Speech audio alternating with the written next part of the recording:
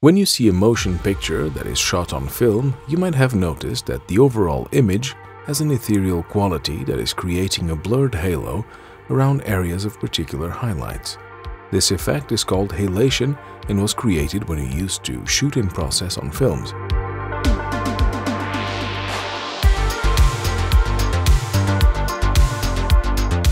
If you are trying to match your digital shots with archival footage that was shot on film, or if you have to make it look like retro, particularly for fashion films, music videos or commercials, or to achieve a thematic expression for your narratives, halation can be a really nice effect to mimic. Halation is a property of celluloid film that happens when a bright light bounces back and forth a few times, exposing the film photoreceptor and affecting the red layer and a little bit of the green layer. That gives the film a reddish-orange glow. This secondary glow section is all about bloom, so when light hits film stock, you generally get a little blooming. So halation is kind of a glow visual effect on your digital shots that mimics a processed film anomaly and gives it the characteristic of a film. In this video, we'll show you how to create a halation effect on your digitally shot footage utilizing an integrated plugin in DaVinci Resolve and make it look cinematic with the application of our magical PowerGrade film emulation techniques. We are not going to replicate halation on one-to-one mathematical basis, but we are only going to mimic it creatively. This mimicking comes from extensive research and understanding a lot of footage that was shot on the film.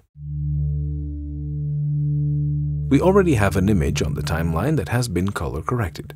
We have discovered that placing the node as the final node in our node tree produces great results for achieving a halation effect.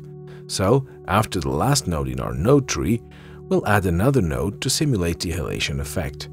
Then we will navigate to the Effects tab, type halation and drag the effect of the halation mode. The processing color space I am now hovering over on the screen will be our timeline color space. Click on View Isolated Region and then click on Threshold. Then increase the threshold values to a point where we can see very less details on our subject's face. Then again, go and disable View Isolated Region and increase the strength values under the Dye Layer Reflection tab. To put it more simply, it calculates the overall glow effect that is applied to your footage. Moving on, I have stopped the strength slider at 0.660, and it seems like a sweet spot for our strength. More than this seems a little bit heavy, and lesser than this becomes invisible of an effect, so 0.660 is the sweet spot here. Then go to the spread slider and increase the values to spread the halation effect. To put it more simply, it spreads the glow effect on your footage by calculating how the highlights will spread.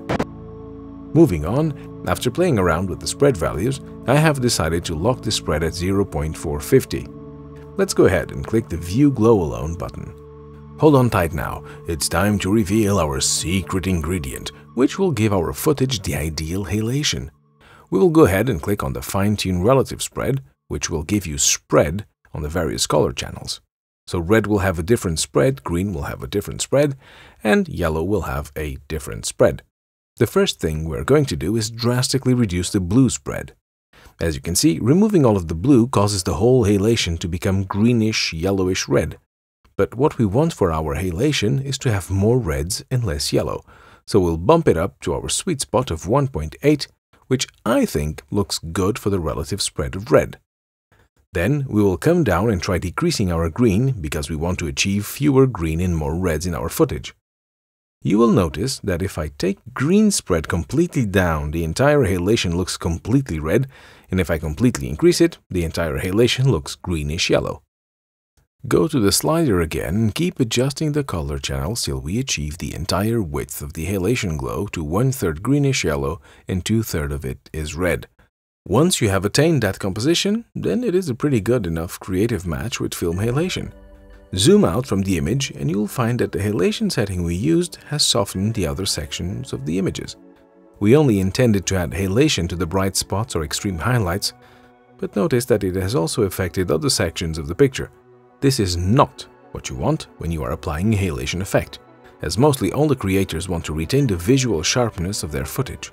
So, to address these issues, in Global Adjustment section, I am going to enable View Glow Alone. You can see that it has removed everything from the picture and rendered it black, but it has only kept our halation effect. You can see these red areas. These are the areas we don't want halation to affect our image, because it's softening the image more than necessary. So, to fix this, we will scroll up in the effect again and select Black Correction mode and increase the threshold, until we see very less halation around the corners of the window and the edges of the camera, and no halation on the areas which don't have light and tonal contrast.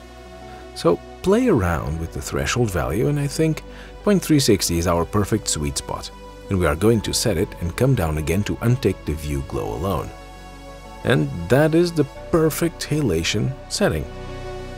Note that halation is a very subtle tool. The art of getting halation looking good is incredibly subtle. Hence, when we are modeling the halation, we want to model it on a certain selection with enough contrast to model the characteristics that we want to, but we also want to come back at the end and see how it will appear after we have finished modeling the halation. So, we'll return and reselect the selection. Since our halation is strong and has a distinct glow, we'll dial it down a notch. Go ahead and rename the node Halation, then copy and paste it to the new shot on its node timeline. Voila! That is how you achieve perfect halation composition using the Halation OFX plugin, DaVinci Code.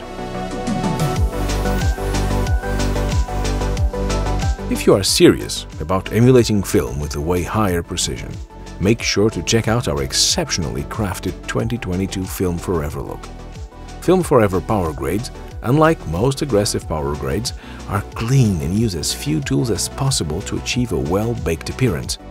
Not every filmmaker wants strong film-like hues, so we created emulations to fill that creative void. Using FilmForever has the ultimate advantage of being built from scratch, allowing you to add or remove print film qualities from our PowerGrades as needed.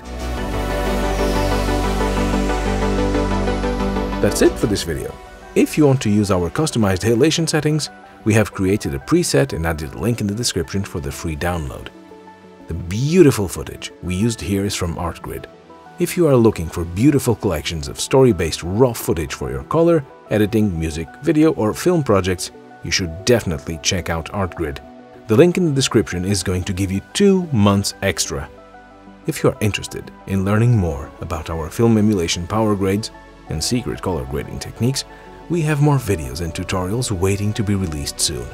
So, make sure to subscribe and hit the bell icon, and follow us on Instagram at colorist.factory to stay updated.